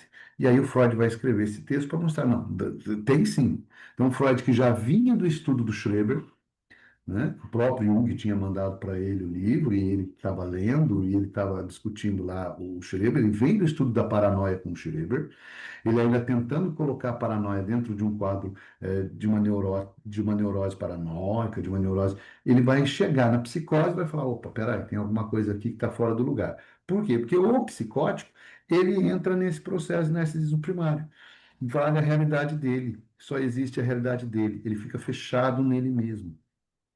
E aí, o que que o Freud vai dizer? Então, se eu ficar nesse lugar, se eu ficar desta forma, só em mim, isso vai me trazer problemas. Eu não posso. O que que vai começar a acontecer? A realidade vai começar a interagir. Vai chegar um momento que a mamãe vai estar tomando banho, o bebê vai acordar no berço, vai chorar e a mamãe não vai ouvir. Ou vai ter um momento em que o bebê vai querer subir no colo da mamãe e a mamãe está segurando uma panela quente aqui e não tem como pegar o bebê, tem que dar um tempinho para colocar a panela em cima da pia para daí pegar o bebê. Ou seja, começar a ter que lidar com o adiamento da sua satisfação. Ele vai começar a lidar com o fato de que o universo existe, outras realidades existem e elas não existem para mim. E aí ele vai ter que começar a lidar com isso, ele vai ter que começar a entender que nem tudo é para ele ou sobre ele. E a hora que ele começa a fazer esse movimento, ele vai começar a fazer uma mudança desse lugar, né? Desse lugar primário, desse narcisismo primário. Então, até aqui, o que que a gente tem? A gente tem essa ideia de que o bebê, ele acredita que o universo existe para ele, e isso causa nele uma impotência. Eu posso não ser o dono de tudo, mas eu mando em quem é, né? Então, tudo tem que ser do meu jeito, tudo é da forma como eu acho, a realidade tem que se dobrar a mim. E, ao mesmo tempo, ele está sendo responsável, ele está sendo objeto do narcisismo dos pais. Porque os pais começam a olhar para os filhos como se fossem eles mesmos. Então, eu queria ter feito corte e costura, não fiz, minha filha vai fazer. Eu queria ter sido arquiteto, não fui, então meu filho será arquiteto. Eu queria ter sido, sei lá, paraquedista, não fui, então meu filho vai aprender a pular de paraquedas. Ele começa a acreditar que este filho vai satisfazer todas as frustrações, todas as coisas que ele não pôde fazer em vida. Então, Freud vai dizer que a criança, que o bebê, reanima o narcisismo dos pais, o narcisismo primário dos pais. E os pais descarregam isso nele. Então, o bebê entra num lugar onde, ao mesmo tempo, ele acha que tudo é para ele e sobre ele. Isso gera nele uma onipotência. A realidade é o que eu quero que ela seja. E olha como eu sou fofinho, eu sou tudo que meus pais querem. A isso Freud vai chamar eu ideal. Me amam pelo simples fato de que eu sou. Eu sou. Logo, me amo. Né? Eu sou, logo me amo. Então, esse é o primeiro dos ideais, é o eu ideal. Ele está na base do nosso narcisismo. Ele está na base daquilo que nós acreditamos sobre nós mesmos. Ele está na base das primeiras imagens, das primeiras significações que nós fazemos sobre nós mesmos. Mas será que somos mesmo? Então, não há narcisismo sem o outro, né? É como é o outro que me nomeia, é o outro que me sustenta. Então, não há narciso sem o outro que o sustente a posição narcisista. Então, para eu ser, eu preciso que todo mundo me satisfaça, eu preciso que alguém faça para mim. Por isso mesmo, a psicanálise, se é que podemos usar o termo de modo genérico, tem apontado o seu caráter de miragem. Ou seja, essa onipotência é uma onipotência fantasiosa, ela é uma onipotência ilusória. Que essa miragem seja necessária para a fundação de um eu que permita suportar o desvalidamento humano, então ela precisou acontecer para eu acreditar, porque é assim que eu vou acreditar que eu posso sobreviver. Lembra do desamparo? Lembra da sensação de que eu não consigo sobreviver sozinho? Então, para dar conta desse não consigo sobreviver sozinho, eu preciso criar essa ilusão de onipotência.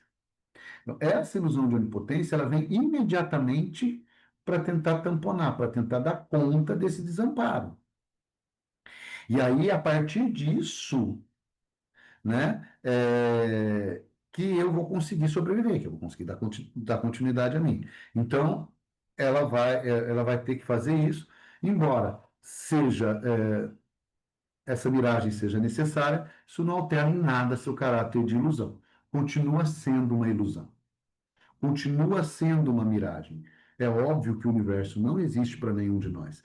O Leandro trouxe ali no seu primeiro slide que a primeira ferida narcísica que o Freud fala para nós é o Copérnico. Meu amor, nós não somos o centro de nada, né? Existem outras coisas. Hoje a gente sabe que nem o Sol é, né? O Sol, mal é mais, é o centro do sistema solar. O universo nem centro tem. Então, essa ideia onipotente é uma ideia ilusória, mas é uma ideia que cada dia mais chega na clínica, que cada dia mais aparece na clínica, que cada dia mais afeta. Por quê? Porque ela está tentando dar conta de um desamparo que vem junto com esse lugar dessa sociedade extremamente exigente, dessa sociedade extremamente exaustiva, dessa sociedade, como diria o... Ai, gente, eu não consigo falar o nome daquele filósofo, Byung-Chang, que é aquele filósofo coreano, né? Que como ele tem um livro muito interessante chamado A Sociedade do Cansaço, que nos exige, nos exige, nos exige, nos exige, quer dizer, vai aumentando esse desamparo e nós vamos reagindo com essa ilusão de onipotência. Então a gente vai tendo cada vez mais isso aparecendo na clínica, cada vez mais, a gente vai tendo cada vez mais narcisos e menos édipos na clínica, né? E aí o que que vai acontecer? Quando a gente se dá conta dessa realidade, a gente vai entender o seguinte: bom, não dá para as pessoas fazerem o que eu quero na hora que eu quero, então eu vou ter que fazer a pessoa. Eu começo a fazer um pequeno investimento na pessoa, eu começo a fazer começo a perceber que o outro existe e começo a fazer um pequeno investimento no outro para isso voltar para mim, para isso de alguma forma vir, né? Obrigado, Rafael, é esse mesmo. Byung-Chul Han, né? para que a partir desse investimento que eu faço no outro, isso volte para mim. A partir desse investimento que eu, né, vou lá, sabe aquela coisa? O bebê vai, a criança vai, faz um desenho, vai lá, leva para o papai, para a mamãe, vai e mostra. Ah, que lindinho, que fofinho. Ela vai mostrar o desenho, não é porque ela vai mostrar o desenho para ganhar o carinho, ela quer que aquilo volte para ela. Então a gente começa a ter um investimento em alguém de uma forma que esse investimento retorne para nós. Aí eu passo a ter o que a gente chama de narcisismo secundário. Eu começo a perceber a existência do outro. Além de existir um universo afora a minha existência, além de eu ser eu e o universo, no universo existem outros com outras realidades. Olha que coisa interessante. E aí, a partir daí, a gente começa a trabalhar com o que a gente vai chamar de narcisismo secundário. Eu começo a investir, eu começo a colocar investimento no objeto. Então, pegando o que o Rafa falou para nós, né? No investimento pulsional, a minha pulsão ela começa a ir para o objeto para voltar para mim. Então, esses dois desenhos, tanto o do narcisismo primário quanto esse, são de um livro chamado Sete Conceitos Fundamentais de Psicanálise, do Násio. Tá? Esse desenho está lá nesse livro, Sete Conceitos Fundamentais de Psicanálise, do Násio. Então, o que está acontecendo? Eu tinha um narcisismo primário, que está aqui à esquerda do vídeo, olha, tudo voltando para cima de si mesmo, tudo voltando para cima de si mesmo. De repente eu entendo que não dá para ser assim, aí eu preciso investir em um objeto externo. Quando a gente fala um objeto, alguém, tá? Eu preciso investir em alguém, eu preciso investir nas pessoas ao meu redor, eu preciso direcionar isso para as coisas ao meu redor, para a partir disso, isso voltar para mim, essa libido voltar para mim, tá? Aí é onde a coisa vai acontecer. Então, o que que eu preciso me lembrar? O termo objeto aqui, ele não está se referindo a coisas, a materiais. Ele está se referindo a pessoas. Então, eu vou investir num objeto, numa pessoa, e essa pessoa sobre a qual eu estou investindo vai me devolver esse investimento, vai me devolver alguma coisa. E aí, nessa devolução, eu vou ter o meu prazer, eu vou ter o abaixamento do meu desprazer, eu vou ter alguma satisfação, como o Rafa disse, eu tenho uma satisfação. Então, este objeto é uma pessoa sobre a qual eu invisto. É a ideia da criança que faz o desenho, corre para mostrar para o papai, para a mamãe, né? Para poder, de certa forma, ganhar um agrado, tá? Então, pode ser uma pessoa. Ah, mas pode ser também um objeto material? Pode ser um fato, pode ser uma situação, pode ser qualquer coisa que de alguma forma você faça investimento, você consiga investir de forma a extrair satisfação, é um objeto. Pessoas, coisas, situações. É ali na praia. Então, é um objeto, né? A Ana Sui aí vai dizer o seguinte: a mãe precisa ser boa, mas não boa demais. Mamães presentes, respirem, tá? Respirem, que isso também é um grande problema, né? A exigência da maternidade. A maternidade, ela tem, na sociedade contemporânea, ela tem trazido uma exigência enorme. A mamãe sabe que está grávida, antes dela fazer o pré-natal, ela vai comprar livros para saber como ser mamãe, né? E começa a ler de um tudo. Então, o que a Ana Sui vai trazer para nós é que a mãe precisa ser boa, mas não boa demais. Que é para a gente poder se separar. Essas faltas têm que acontecer para a criança sair do narcisismo primário e entrar no narcisismo secundário. Então, há necessidade dessa pequena falta. Se a mãe atende a todo momento, a criança fica naquela ilusão, naquela fantasia de onipotência, usa nesse narcisismo primário, e aí ela não consegue fazer nenhum movimento para outros objetos. Ela fica fusionada nessa mãe. Nossa história de amor com uma mãe, se corre bem, termina em separação. É bom para um filho ter sua casa, seu dinheiro, seu corpo, sua vida, mesmo que ele tenha uma relação afetiva amorosa e estável com sua mãe. Então a criança vai precisar entender que o fato da mãe não satisfazê-la a todo momento, de ela ter que ir para um narcisismo secundário, isso é algo saudável, salutar, natural. Primeiro, porque ninguém suporta ser um mundo de ninguém. Uma mãe não vai suportar ficar a vida toda sendo o universo do bebê. Segundo, porque ninguém pode ser o mundo de ninguém. O bebê também não pode ficar a vida toda servindo como um único objeto, um único investimento dessa mãe. Porque senão existe uma relação fusional, o resto da realidade deixa de existir, o resto da realidade ela fica excluída, e aí a gente tem um problema que precisa ser pensado, a gente tem um caminho psicótico aí, né? Então, o que vai acontecer com essas crianças? Essa criança, ela vai perceber, bom, peraí, até agora, pô, tudo era para mim. Agora, já começou, daí, de repente, começou a demorar um pouquinho. Aí, desse demorar um pouquinho, porque mamãe estava tomando banho, mamãe estava botando a panela em cima da pia, agora tem um tiozão aí que está chegando aí e que pega a mamãe e leva a mamãe para o quarto e eu não sei o que está rolando. Ou tem alguma coisa que não necessariamente precisa ser alguém, não necessariamente precisa ser um pai ou alguém que faça função paterna, alguém da ordem de uma relação afetiva da mãe. Pode ser um irmão, pode ser o próprio trabalho, pode ser qualquer outra coisa, um familiar, que de certa forma exija a atenção desse cuidador. E aí não vamos mais nem falar em mãe no sentido biológico, vamos falar em mãe no sentido cuidador, no sentido daquele que faz a função materna, aquele que cuida. Hoje, em psicanálise, não se fala mais mãe e pai no sentido biológico, não existe mais essa perspectiva. Quando se fala mãe, se está se falando do cuidador, daquela que vai fazer a função daquele ou daquela, ou de quem vai fazer a função de cuidados. Quando se fala de pai, a gente está falando daquele, daquela ou de quem vai fazer a função de lei, de ordem, de regra. Então, a gente vai ter função. O que nós vamos ter hoje é função. Ah, mas então um casal homoafetivo, cada um faz uma função. No casal monoparental, a mesma pessoa está fazendo as duas funções. Então, não é isso que vai definir nada, tá?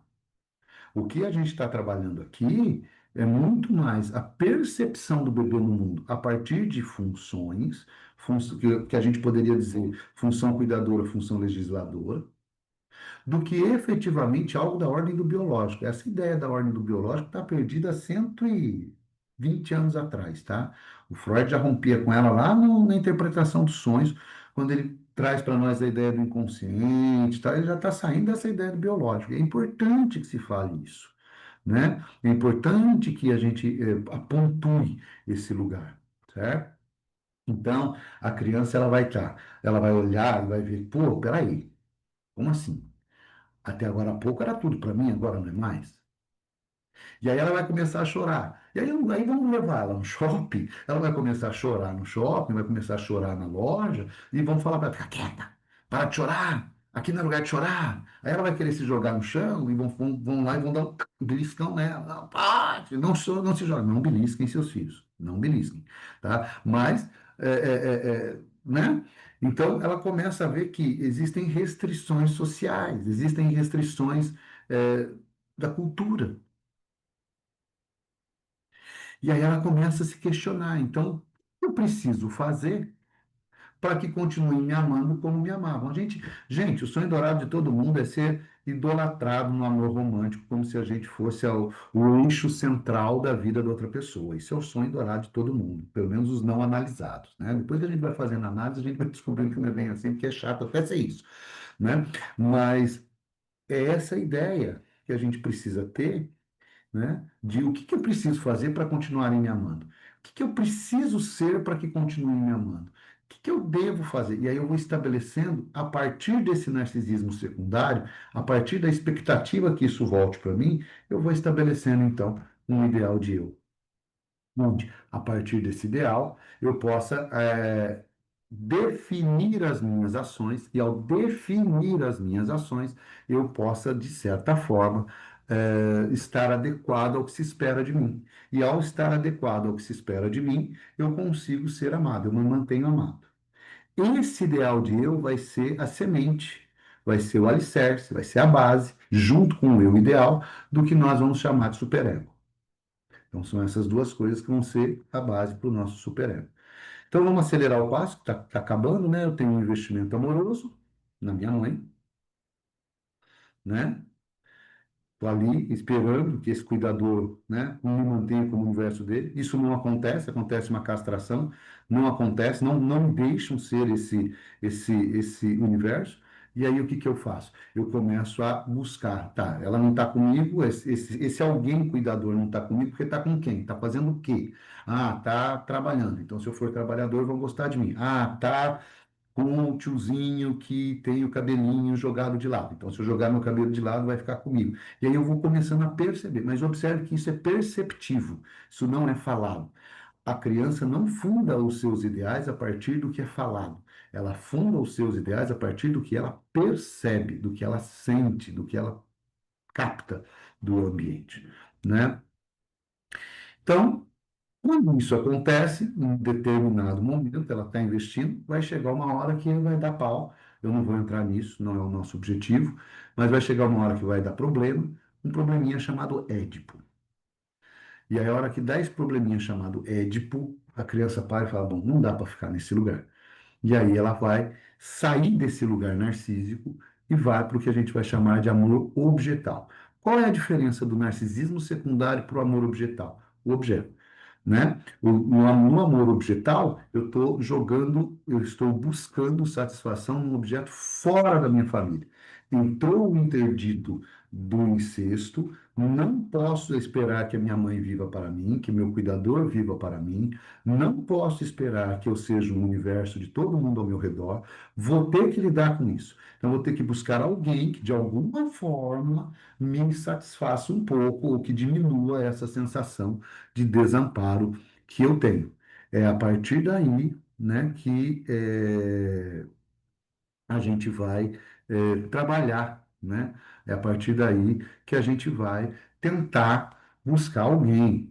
E é a partir daí que a gente vai fazer a escolha desse alguém. Alguém que, de alguma forma, tente entrar e tamponar, tente entrar e ficar nesse lugar que diminua um pouco. Lembra do desamparo lá do comecinho? Que diminua um pouco o desamparo. Porque a hora que eu vejo que meu cuidador não me ampara totalmente, eu vou buscar alguma coisa que tente. Então, eu vou começar a fazer as minhas idealizações, né? Aí eu saio do narcisismo, a partir do complexo de Édipo, vou para um amor objetal, tá? Então, assim, não vai dar tempo de falar, mas onde que esse narcisismo vai se apresentar, né? Então, o Migueles, ele fala em narcisismos, não em narcisismo, né? O Oscar Migueles é um livro fininho chamado Narcisismos, do Oscar Migueles. É um livro fantástico, tem uma, assim, é uma leitura, é fininho, mas é de uma profundidade, de um conteúdo. Então, ele vai justamente para esse lugar. Então, ele vai mostrar o quanto a gente precisa do narcisismo para fazer os nossos lutos, para fazer essa escolha de objeto, seja uma escolha heterossexual, homossexual, pansexual, enfim, com todas as siglas do LGBTQIAPN+, né? É, ele mostra também um lado feio, que é o lado da crueldade, o quanto o nosso narcisismo, a ideia de que nós, dessa onipotência, nos permite, nos avaliza, nos libera para sermos cruéis às vezes, né? Um exemplo disso são atitudes, são atos que a gente às vezes toma. Um sentimento religioso, como eu falei, que é uma tentativa de diminuir esse desamparo, né? As psicoses, que é por onde Freud entra justamente nesse lugar da, do narcisismo, porque aí ele vai perceber que é quando você tem tudo isso voltado, você não sai desse narcisismo primário, e o que ele vai chamar, e aí é algo que ele vai colocar bem depois, lá na Psicologia das Massas e Análise do Eu, que ele vai falar, vai chamar de narcisismo das pequenas diferenças, que é o quanto a gente se identifica com um grupo. Por quê? Porque a gente tem medo do desamparo, então a gente quer ficar no grupo, né? E aí, de uma forma reativa, né? A gente começa a atacar quem está fora do grupo. Sabe aquela coisa, Corinthians? Não sei se os moçambicanos entendem muito disso, mas tem aqui no Brasil a gente tem dois times de futebol, né? O Corinthians e o Palmeiras. Né? E aí eles falam assim: a felicidade do corintiano não é o Corinthians perder, é o Palmeiras, não é o Corinthians ganhar, é o Palmeiras perder. Né? Me perdoe, Paulo, Paulo que estava aí até agora há pouco, né, Paulo? Mas tem aí são algumas rinchas, né? Flamengo e Fluminense, né? Então, são algumas rinchas de times de futebol. Por quê? Eu quero pertencer ao grupo, é uma sensação de pertencimento, tá?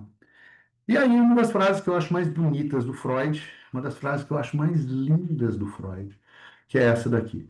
Um forte egoísmo protege contra o adoecimento, mas afinal é preciso começar a amar. Ou seja, eu posso até, eu preciso ter um investimento em mim, mas se eu ficar só nele, eu psicotizo. Eu preciso amar, eu preciso colocar esse investimento no outro, para não adoecer. E é inevitável adoecer quando, devido à frustração, não se pode amar.